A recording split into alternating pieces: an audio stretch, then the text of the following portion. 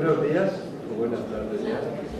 Soy la última charla de esta sesión, antes de la comida, y mi nombre es Antonio Velarde, trabajo en el IRTA.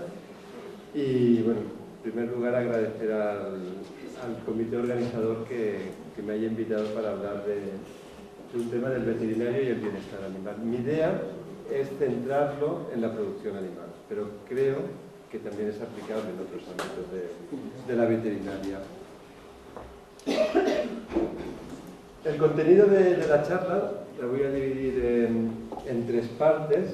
La primera, yo creo que es importante contextualizar el bienestar animal, no dar una definición. Ya ha habido en las presentaciones anteriores pues pinceladas, ¿no? Definiciones de qué era el bienestar, y la idea de esta primera parte es juntarlos, enmarcarlas para luego poder presentar cuál es el papel o la función del veterinario dentro de este contexto y esta definición del bienestar animal. Por lo tanto, la primera hablaremos un poquito de la definición, después del referente en bienestar animal que tiene el veterinario, con la definición de la primera parte, y luego la tercera es hacer un poquito repaso, una vista sobre cuál es el apoyo que tiene el veterinario para poder ser un referente en bienestar animal, ¿no? Cuáles son, sobre todo, los conocimientos que debe tener, cómo los debe adquirir y las herramientas o las referencias que puede tener para poder apoyarse en cualquier solución. Hemos visto que no es un tema fácil, es un tema complejo y es multidisciplinario.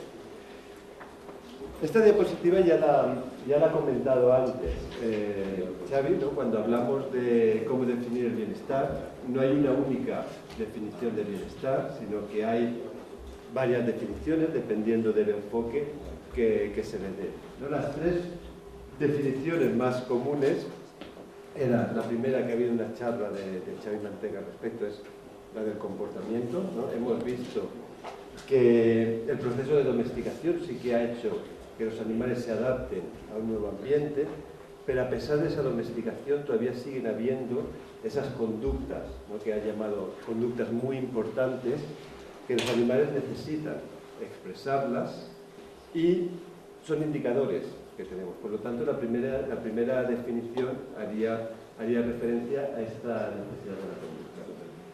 La segunda definición también ha surgido, que es pues la capacidad de los animales de tener emociones, ¿no? Si hay animales con emociones negativas, como el sufrimiento, como el dolor, como el miedo, su bienestar se verá perjudicado. En cambio, si tienen emociones positivas, pues tendrá un bienestar adecuado. Esa definición de la capacidad de los animales de tener emociones ya no hay, ¿no?, discusión científica, ¿no? Sabemos que anatómicamente la estructura que regula las emociones, que es el sistema límbico, es muy similar el del humano que el de los animales, domésticos, de los que estamos hablando. Por lo tanto, la capacidad de, ante una situación o ante una experiencia de sentir esas emociones negativas, pues está contrastada.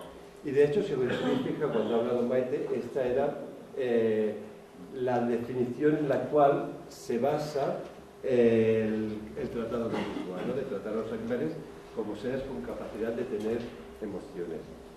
De todas formas, desde un punto de vista científico es muy difícil, ¿no?, poder medir, cuantificar las emociones, el miedo que tienen los animales. Y la tercera definición, posiblemente la que más se puede adaptar, ¿no?, al carácter científico, ¿no?, es la capacidad que tienen los animales a adaptarse al medio ambiente, a la situación donde están. Los animales, cuando están en una situación difícil o que tienen amenaza, desarrollan la respuesta de estrés, y la respuesta de estrés por sí es buena porque es la ayuda que tiene el organismo para poderse adaptar a una situación que puede ser una amenaza. El problema es cuando no se consigue adaptar, la falta de adaptación a ese lugar hace que no desaparezca la respuesta de estrés. La respuesta de estrés desaparece cuando los animales se adaptan. Esa cronificación del estrés puede dar problemas en los animales que pueden ser fácilmente medibles, ¿no? Ya comentaba Xavi antes que problemas de no poderse termorregular en porcino pues pueden provocar problemas de reducción del consumo de alimentos, que disminuye el crecimiento, problemas reproductivos, etc. Por lo tanto, fijaros que hay tres definiciones que parecen que sean bastante diferentes entre ellas, ¿no? Una de comportamiento, otra de emociones y otra la capacidad de adaptarse. No obstante, están todas ellas bien reguladas y nos ponen un contexto del bienestar animal. Estas tres definiciones están recogidas en lo que ya habíamos hablado antes, que eran las 5 libertades. Las 5 libertades fueron propuestas en Inglaterra, en el Reino Unido, por el Farm Animal Welfare Council, y fijaros que recogen la definición de comportamiento, ¿no? Porque está la libertad para expresar su comportamiento, la definición de emociones, porque habla de libres de miedo y de estrés y de dolor, y también la definición de la función biológica, de la capacidad de adaptarse, ¿no? Libres de sed, hambre, nutrición y de incomodidad. Por lo tanto, estas 5 libertades recogen esas 3 definiciones y esta es la base de la legislación de la Unión Europea. Cuando se miran las directivas o los reglamentos, siempre lo que intentan es proveer de material para poder hacer cumplir esas 5 libertades. El problema, otra vez, para lo mejor los que hacemos ciencia, ¿no? Los que hacemos experimentos, o para los veterinarios, en la práctica diaria, es que estas 5 libertades te indican, a lo mejor, cuál es el objetivo, cuál es lo que deberíamos conseguir, pero no son útiles para darte una evaluación del momento de cómo están los animales. Por lo tanto, lo que se ha hecho para poder permitir que esta definición sea cuantificable ha sido adaptar esas 5 libertades en 4 principios. Eso se realizó a partir de un estudio a partir de un proyecto europeo que ya ha sido comentado, que es el Welfare Quality, que intentó darle un punto de esas 5 libertades a ver que pudieran ser más prácticas, más cuantificables, ¿no? Y las convirtió, porque la base viene de las 5 libertades, en 4 principios básicos. Claro, por lo tanto, cuando hablamos de bienestar animal, nos referimos que tenga una buena alimentación. El segundo principio sería un buen alojamiento. El tercero, buena salud. Y el cuarto, comportamiento adecuado. Estos 4 principios se pueden desglosar también en 12 criterios. Cuando hablamos de buena alimentación, nos referimos a la ausencia de hambre prolongada, que tenga la cantidad y la calidad de alimento suficientes y apropiada, pero también hablamos de la ausencia de sed, que tenga agua de calidad y cantidad. El principio de buen alojamiento se puede desglosar en 3 criterios. Cuando hablamos de buen alojamiento, es confort durante el descanso. Habéis visto el ejemplo de la vaca de leche, que necesita pasar un tiempo, la mitad del día, descansando, por lo tanto, el confort durante el descanso es muy importante. El confort térmico, que no tenga ni estrés por calor ni estrés por frío, y la facilidad de movimiento, que cuando quieran ir a comer tengan espacio para ir a comer, cuando quieran ir a beber, cuando quieran interactuar entre ellas también lo pueden hacer. El tercer principio sería la buena salud, que también se puede separar en tres criterios. Hablamos de ausencia de lesiones, cojeras, heridas, fracturas. Hablamos de ausencia de enfermedades también. Y fijaros, el tercer criterio habla de la ausencia de lesiones producidas por el manejo. Y aquí hace referencia a las lesiones o al dolor que le pueda provocar la práctica de manejo. Estamos hablando de, por ejemplo, la castración o el corte de rabo, que le puede provocar un dolor adicional. Y el último principio sería el comportamiento apropiado. Y en este caso, que también lo había comentado en la charla Xavi, se divide en 4 criterios. Hablamos de la expresión del comportamiento social, que tenga la capacidad de expresar su comportamiento porque los animales de los que estamos hablando, los animales de producción, pero también los otros son animales sociales. Expresión de otros comportamientos, recordaros, el comportamiento de exploratorio, que habíamos comentado antes. La buena relación humano-animal, tampoco hace falta entrar en detalle porque ya se ha escrito antes, y un estado emocional positivo. Fijaros, el carácter multidisciplinario que tiene el bienestar. Cuando hablamos de bienestar, nos referimos a todos estos criterios, a esos 4 principios básicos y esos 12 criterios.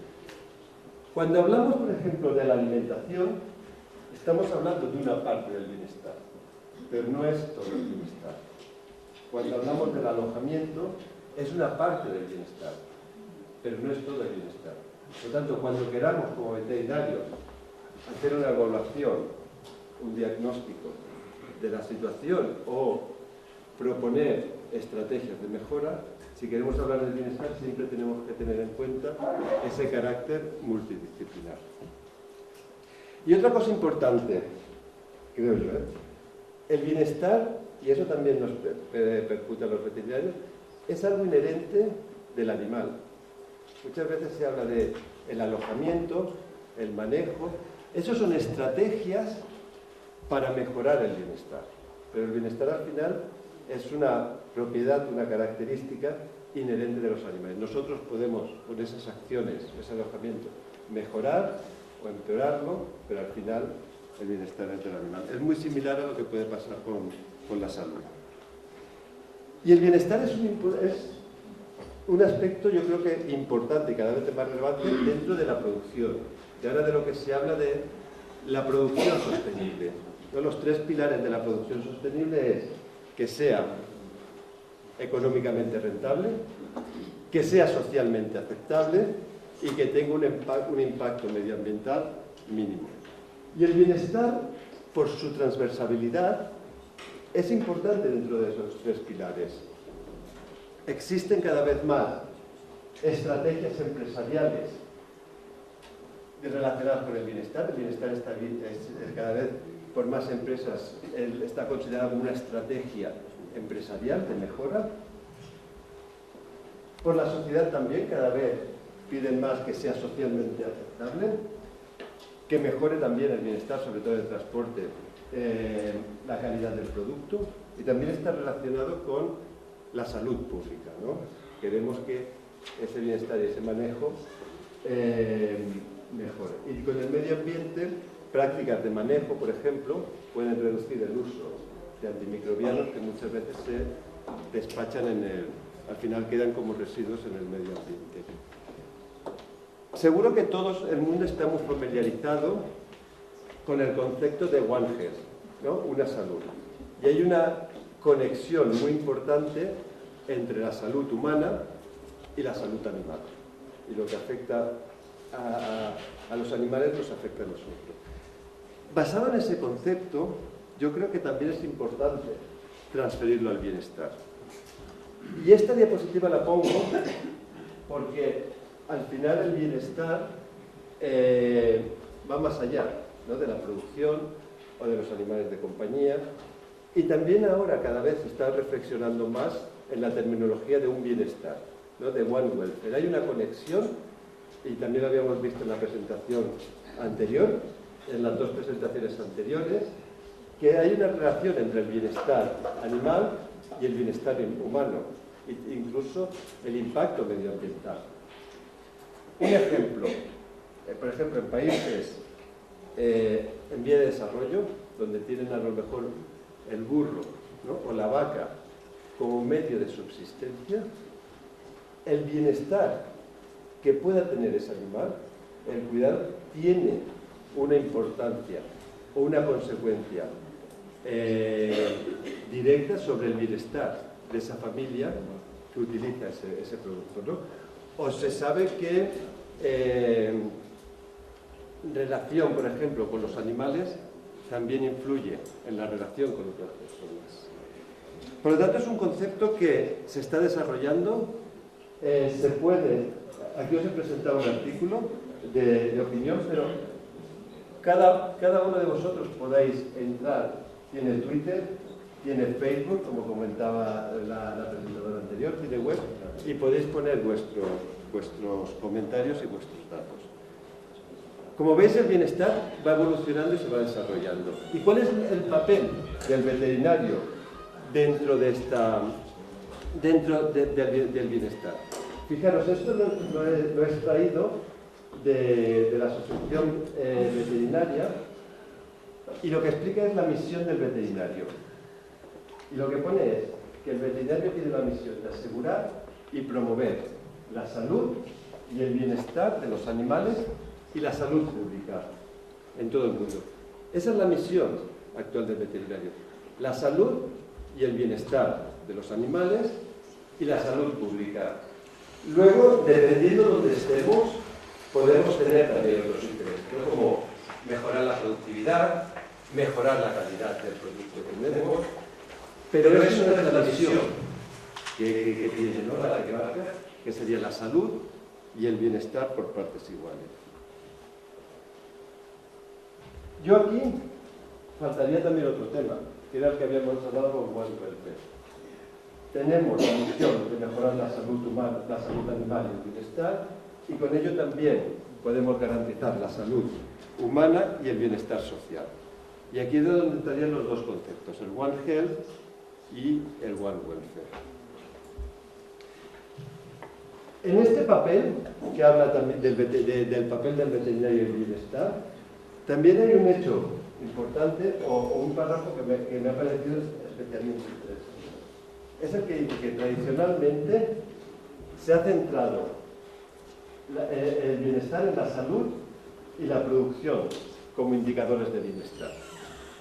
Pero que hay otros indicadores que son los que tenemos que empezar a tener en cuenta, que vienen de la definición que habíamos hablado. El bienestar incluye consideraciones del estado afectivo y hace también énfasis en la vida natural. Yo creo que cuando hablan de la vida natural, porque esto es extraído del documento, los pongo ahí, hablan del comportamiento que hablaba Xavi, no de la capacidad o de la necesidad de expresar ciertos comportamientos. Por lo tanto, va evolucionando. Y el papel del veterinario con el bienestar, fijaros que cubre muchos ámbitos. Tenemos responsabilidad en buscar indicadores válidos de bienestar. ¿Cómo podemos evaluar cada uno de esos 12 criterios que hemos hablado antes, de los 12 componentes del bienestar? Tenemos que ser capaces de poder identificar cuáles son los factores que pueden afectar el bienestar, ¿no? Si son problemas de densidad, si es problema de temperatura, si es problema de manejo.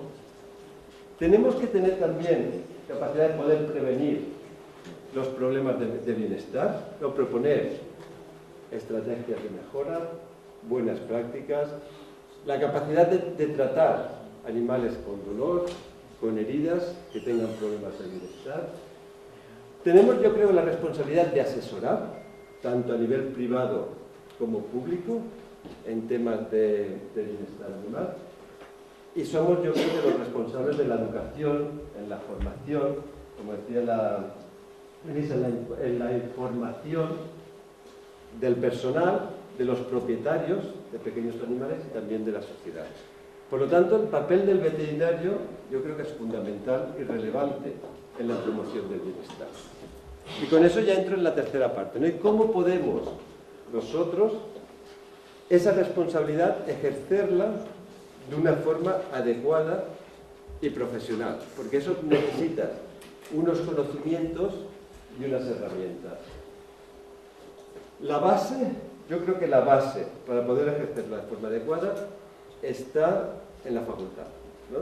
Se tiene que tener una buena base, un buen conocimiento, una buena educación en pregrado. Pero como esto va avanzando, a lo mejor lo que sabemos hoy no digo que sea diferente, pero seguro que dentro de 10 años evoluciona, necesitamos una educación continua y irnos cada vez actualizando. Y yo creo que hay tres patas o tres componentes del bienestar en que el veterinario tiene que educarse, ¿no? Las facultades y la educación continua deberían formar. Probablemente el componente más importante es la ciencia, ¿no? Cómo mide, cómo valoramos, cómo lo podemos diagnosticar, qué es el bienestar, cuáles son los componentes. Pero esto debe ir, yo creo que acompañado con un contenido ético, ¿no? Que es lo que la sociedad pide, ¿no? Como había comentado antes Jaume, cómo podemos hacer frente a cuestiones de bienestar, que también desde un punto de vista ético, y la legislación también es importante. Y solo teniendo aspecto de los tres, yo creo que podemos afrontar el reto del bienestar de una forma adecuada. Y es importante saber la legislación, pero también conocer la base científica, por ejemplo, de esa legislación. Había, por ejemplo, poner un caso práctico, ¿no? Con el tema del corte de cola, que ahora es el tema auge, ¿no? Claro, la directiva ya viene desde hace tiempo, pero si los veterinarios no éramos capaces de poder defender, explicar o educar al productor porque era importante el material manipulable, que no son juguetes para que se entretengan, que era el problema de la conducta exploratoria, como ha explicado Xavi. Si no tenemos esos conocimientos, si no sabemos explicarlo, por mucho que esté la legislación, nunca se podrá implementar. Y eso es parte también del veterinario. Saber la parte práctica, la ciencia, pero también la cuestión ética y legislativa. El curso de pregrado, yo quisiera aprovechar ahora para reconocer la labor de Xavi, no como pionero, yo creo que fue la primera facultad, la autónoma, que implantó la clase de bienestar animal, y yo tuve la suerte de tenerlo en quinto de veterinaria. Y ahora lo que pasa es que el plan está en el primer ciclo, etología y protección animal. Claro, en el primer ciclo no tenemos conocimientos previos de fisiología, de sistemas de producción, de propedéutica, y el bienestar es una parte muy importante. Por lo tanto, ya se ha comentado antes, pero debería haber más temática de bienestar animal.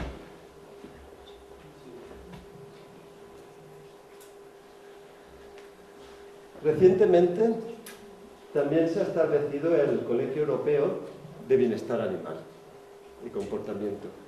Igual que hay especialidades de diplomatura de otros colegios, ahora el Colegio Europeo de Bienestar Animal y Medicina del Comportamiento es la referencia, es lo que busca tener esos especialistas en bienestar animal. Hay dos especialidades, está la medicina del comportamiento, la ciencia del bienestar animal, y ahora se propone que las personas que quieran ser especialistas o diplomados, colegiados, en bienestar animal, tengan que tener un programa de 3 años de residencia.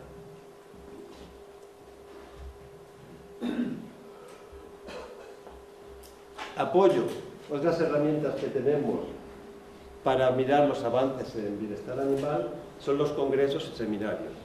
¿No? Tenemos el congreso del ISAE, que es un congreso especialista en comportamiento aplicado. Fijaros, este congreso al principio se llamaba la Sociedad Veterinaria de Etología, y luego lo cambiaron a la Sociedad de Etología Aplicada porque, bueno, buscaron que hubiera más gente de otro ámbito.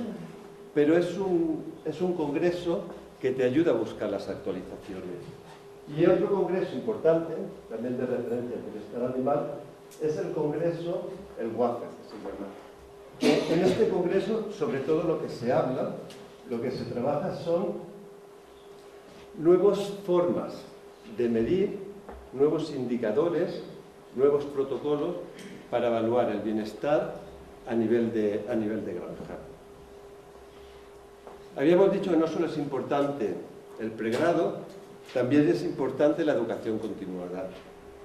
Y aquí había comentado Xavi, desde la Autónoma está el CAUET, que dan seminarios, también por screening, también lo hacen online, sobre estos temas, ¿no? Los temas de producción, de compañía y de zoológico. Nosotros desde el IRTA también hacemos formación en sacrificio, transporte, en granja, para veterinarios oficiales, para veterinarios privados. A nivel de la Unión Europea, para autoridades competentes en la aplicación de los reglamentos ha habido una iniciativa que era el Beta Training for Safe Food, que hablaban sobre los temas de bienestar y cómo aplicar la legislación. Y yo creo que todavía aquí hay espacio para más entidades, para más organismos, ¿no? Y posiblemente los colegios veterinarios sería un buen instrumento, una buena herramienta para poder promover educación continuada, ¿no? Y educación en temas, en aspectos de bienestar. Porque no solo podemos quedarnos con lo que hemos estudiado en la facultad, sino que necesitamos poder actualizarnos. Y ya la última institución, la última herramienta que quería hablar es sobre la EFSA, ¿no? La Autoridad Europea de Seguridad Alimentaria. La EFSA es la institución que da asesoramiento científico de forma independiente a la Unión Europea, pero también a los Estados miembros. Y lo que hace es, cuando hay una opinión de bienestar, pues le da el asesoramiento. Pero ese asesoramiento es público. Una vez que se emiten los informes de opinión, están al abasto de todos vosotros, ¿no? Los últimos que se han estado mirando en relación a bienestar animal, pues han sido la del sufrimiento de los fetos con el sacrificio de las hembras gestantes. También qué indicadores hay, o una actualización de los indicadores de bienestar, monitorización de la inconsciencia durante el desangrado, etc. Si os fijáis, la EFSA cubre muchos aspectos y hay un aspecto que es, o hay un panel que trata la salud y el bienestar animal. Y lo tiene junto, lo tiene en el mismo panel, tratan de salud y de bienestar animal. Ya como conclusiones, o como había puesto alguien, como reflexiones, yo creo que es importante tener un concepto abierto, multidisciplinar del bienestar animal. Por lo tanto, fijaros que abarca diferentes definiciones, que hay 4 pilares básicos, que es la buena alimentación, el alojamiento, la salud y el comportamiento, que la misión del veterinario es tanto la salud como el bienestar animal. Por lo tanto, yo creo que nos tenemos que, o yo creo que ya lo estamos haciendo, ¿no? de incorporar esa misión también, velar en todo momento por el bienestar, y que para eso necesitamos formación.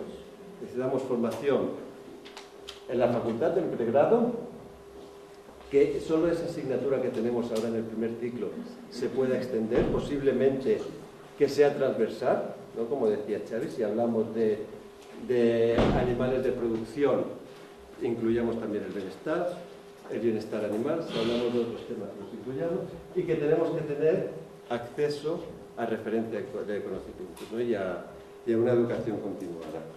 Bueno, yo todo lo que quería decir.